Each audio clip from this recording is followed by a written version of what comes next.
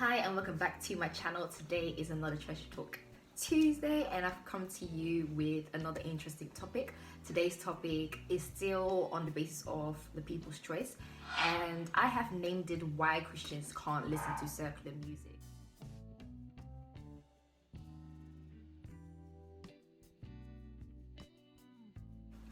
A really touchy subject, but I'm going to try my best and explain to you why I think and why I support the notion of we shouldn't really listen to secular music. Now, my basic says, so whatever you eat or drink or whatever you do all to glorify God. So whatever you eat, drink, all you do to glorify God. It is our aim as Christians to please God in our conduct, in our way of life, in everything that we do, and to set ourselves apart from the worldly people. And so as Christians, if we do exactly the same as the worldly people do, there is no difference. There's nothing that will motivate the worldly people to come to Christ or to take the lifestyle that we have chosen to take. Now, if we listen to secular music, or if we do the things of the world, what then sets us apart? What then attracts the worldly people to become Christians? Why would they want to follow us to church? Why would they want to give their total commitment to God if they don't see anything different in our lives from their lives? This is one of the reasons why the teachings or the advice of all ministers is not for us to listen to secular music, because secular music or music in general has power. And Colossians 3 verse 2 says that we should set our minds on the things that are above. We know for a fact that secular music is driven by worldly things. It's driven by love, by intercourse, by drugs, by a certain lifestyle, by certain behavior.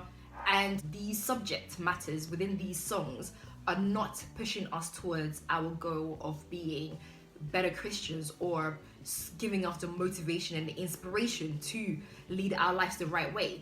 So as a Christian, we now want to be like Christ, be of Christ, and be representatives of Christ here on this earth. We can't listen to things that would push us to the world.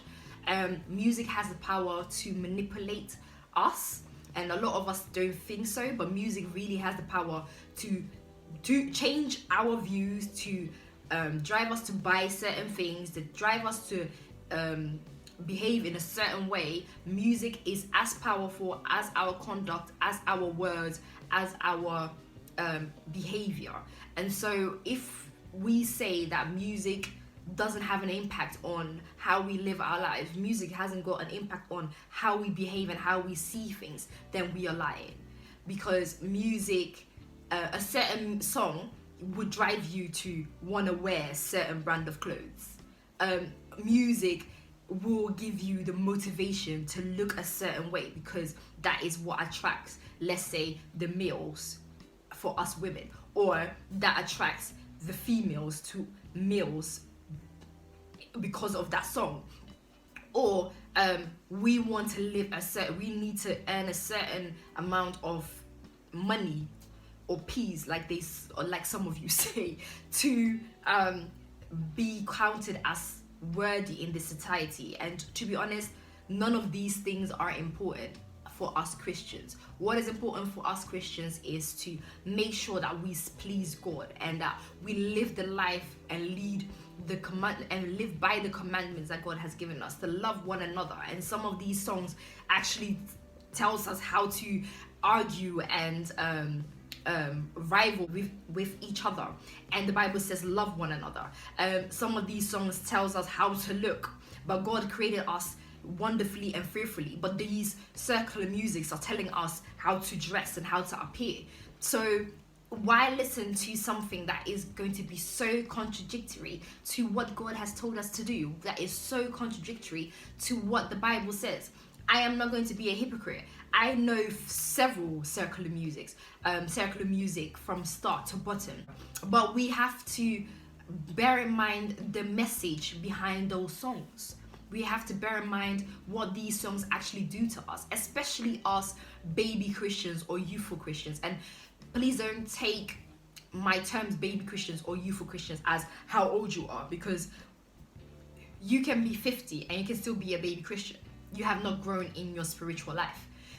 You can be 110 and still be a baby Christian. You can be free and be very matured in your Christian life. So when I say baby Christian and youthful Christians, don't take it as your age that you are in now. But as I said, it will manipulate you to do certain things, and we as ministers, we as motivational speakers, we as pastors, we as church leaders want you to live the right life and want you to live a life without resistance, without boundaries, because music creates boundaries. Music makes us think twice about the actions that we should be following or the actions that we should be taking. And like 2 weeks ago on how to make the rightful decision, music has an impact on how you make your decision. So we have to discern what pleases God, and this is from Ephesians 5:10, and I'm going to look over here and I'll read it. It says, try and discern what pleases the Lord.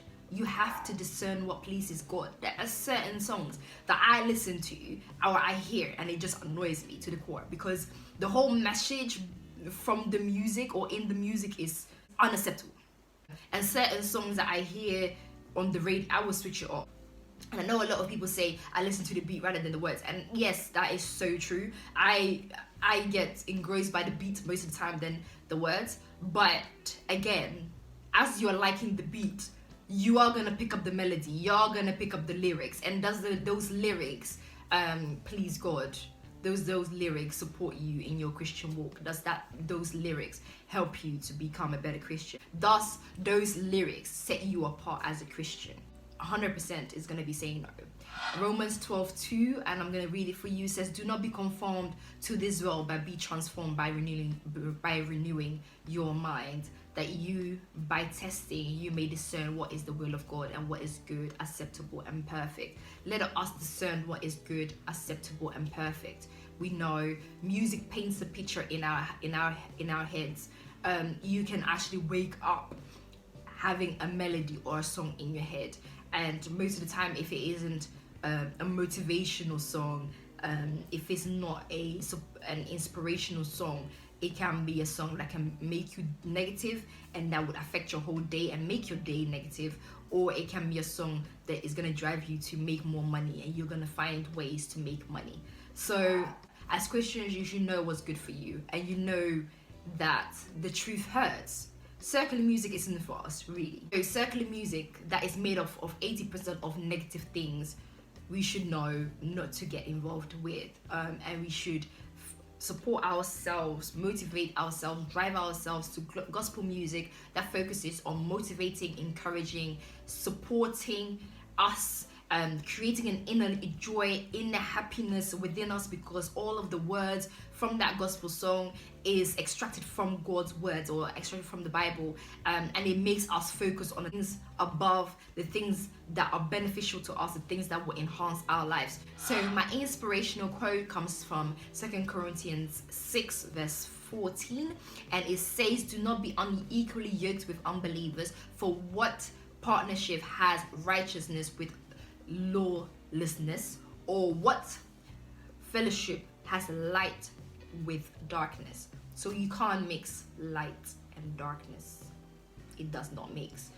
Unbelievers and righteous can't be mixed, even though we try to mix ourselves. And I said this in my previous video, is that if you mix these two things, that means you are lukewarm, and you have to be very, very, very, very careful of where you're heading. Because for me, I am making sure that I have my permanent residency in heaven, and I'm sure that's what you want as well. So make sure you're not unequally yoked, and make sure that you are lighting, you're shining brighter than the sun amongst your peers, around your environment, around your social circle. God bless you for watching, and I hope this video inspires you to do the right thing and motivates you to minimize your time of listening to secular music.